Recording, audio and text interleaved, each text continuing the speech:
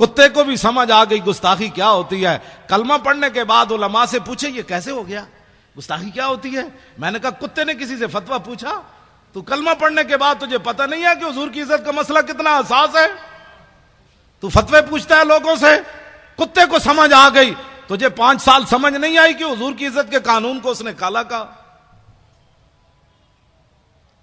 ये बात मैं इसलिए कर रहा हूं कि हर मसले में जिस तरह मौलाना ने फरमाया कि हर बंदे को गुस्सा आता है, अपनी जात के लिए आता है, लेकिन जब हुजूर की बात आए तो कहते हैं मौलाना अमन से बात करो, मौलाना अमन से बात करो।